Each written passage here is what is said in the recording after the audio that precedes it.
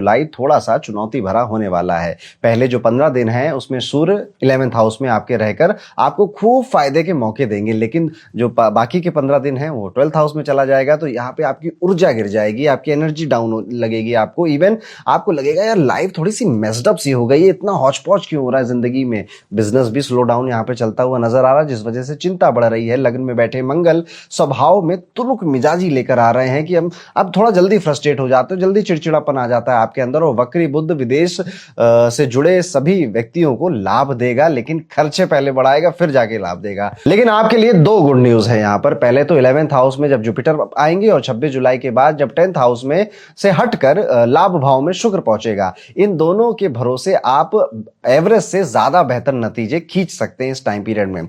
बस ध्यान एक चीज का रखना है इस पूरे टाइम पीरियड में कि ज्यादा हरी नहीं करना, ज्यादा जल्दबाजी में नहीं आना है। आपका ऑफिस हो या बिजनेस हो, सोच समझकर ही दाव खेलिए, यही आपका मूल मंत्र होने वाला है। करियर के स्वामी शुक्र 10वें भाव में अपनी ही राशि में होने वाले, इस वजह से रुकावटों के बावजूद भी काम हो जाएगा। पुराना अनुभव, खास तौर पे जो आपने नेटवर्क बनाए थे पहले 15 दिनों में, वो आपको बहुत काम आने वाले हैं। नया कोई एक्सपेरिमेंट अगर आप करना चाहते हैं, कोई रिस्की प्रोजेक्ट है आपके लिए, तो अभी थोड़ा सा टाल दीजिए। 26 जुलाई के बाद परिस्थितियां ज्यादा सपोर्टिव रहेंगी। नौकरी पेशा शेयरों के लिए, शेयर इसलिए बोल रहा हूं क्योंकि सिंह राशि ना, तो नौकरी पेशा कर रहे हैं अगर आप, तो बॉस से तारीफ मिलेगी। लेकिन शनि की पोजीशन आपके चार्ट में नियम कानून को फॉलो करना, ईमेल का रिप्लाई करना, टाइम से ऑफिस पहुंचना, टाइम लाइन को फॉलो करना, ये सारी चीजें आपके लिए इंपॉर्टेंट है, इसमें चूकिएगा नहीं। वरना आप इस एक तरफ तो बड़ी मेहनत कर रहे हो, लेकिन ये छोटी छोटी चीजें जो शनि आपसे गड़बड़ करा रहा है आपके रूटीन में, आपको किसी के सामने झुका सकता है।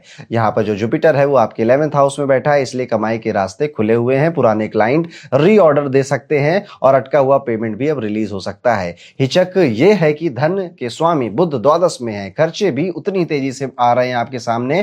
खास तौर पे अगर आपका व्यापार या फिर आपकी जॉब फॉरेन कंपनीज में है या विदेश की धरती पर है। 26 जुलाई के बाद जब शुक्र आपके 11th हाउस में एंट्री मारेंगे तो लग्जरी खरीदारी के लालच से थोड़ा सा बचिएगा, अदरवाइज सेविंग्स का प्लान गड़बड़ हो सकता है। महीने का पहला जो हाफ जाने वाला है फिटनेस फ्रेंडली है, दूसरा हाफ टेस्टिंग पीरियड जाएगा। राहु केतु की धुरी, लग्न का मंगल और अष्टम का शनि मिलकर इम्यूनिटी हल्का सा हिला सकता है। आपकी डिहाइड्रेशन, पेट में जलन होना, एसिडिटी, एसिड रिफ्लेक्स या फिर लोअर बैक पेन होना, ये सारी समस्याएं आपको सता सकती हैं। सुबह कुमकुम जल से सूर्य को अर्घ देना शुरू करिए। खाना पीना अपना हल्का रखिए और शाम को खिचड़ी खाकर सोया करिए। याद रखिए कि जो 15 जुलाई से 31 जुलाई का टाइम पीरियड है, इसमें सोशली एक्टिव रहना जरूरी है आपके लिए, पर उसमें अपने आप को ज्यादा थका मत दीजिएगा। शरीर आपको सिग्नल देगा, इग्नोर नहीं करने हैं। लव लाइफ में बृहस्पति की मेहरबानी से मिठास बनी रहेगी, पर शनि की दृष्टि बीच बीच में थोड़ी निरस्ता फैला सकती है। छोटे गिफ्ट, ईमानदार तारीफ और सामने वाले को खुश करने के लिए या टाइमली उसको रिप्लाई करते रहिए। ये सब चीजें अब आपको अपने रूटीन में लानी पड़ेंगी।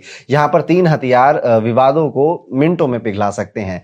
दफ्तर वाले रोमांस के लिए महीना थोड़ा सा ठीक है। अगर आपको आपके दफ्तर में, ऑफिस में कोई पसंद है तो आप मर्यादा में रहते हुए उसको अपनी बात बता सकते हैं। दाम्पत्य जीवन में राहु केतु मंगल का दबाव कई सारे डिसीजंस में असहमति दिखा सकता है कि यानी आप कह रहे हो नॉर्थ जाओ, वाइफ कह रही है साउथ जाओ, ईगो क्लैश हो रहा है। हेल्थ इश्यूज की अगर बात करें तो वाइफ को या फिर आपके जो हस्बैंड है, जो स्पाउस है, बेसिकली उनको कोई खास हेल्थ इश्यूज तो नहीं नजर आते हैं, लेकिन हाँ फिर भी स्ट्रेस, चिंता अपने काम को लेकर आपके स्पाउस को रहेगी, जो कि आपके ऊपर रिफ्लेक्ट हो सकती है। जुपिटर की 9th एस्पेक्ट भरोसा दिलाती है कि शांति पहल करने वाले पार्टनर को अंततः जीत मिल जाएगी। जो ये कहेगा ना कि अच्छा लड़ाई मत करो, सब ठीक हो जाएगा, शांत रखो, क्यों इतना गुस्सा कर रहे हो, अंत में वही जीतेगा, उसी की तारीफ होगी। 28 जुलाई के बाद मंगल जब दूसरे भाव में आएगा, तब आप जो भी चीज ब्लंटली कहना चाहते थे, जो भी चीज किसी को साफ शब्दों में समझाना चाहते थे, टाइम आ चुका है तो आप अपनी फुंकार भर सकते हैं। उपाय के तौर पर यहाँ पर कम्युनिकेशन बहुत साफ रखिएगा अपना। आप किसी से भी बातें कर रहे हैं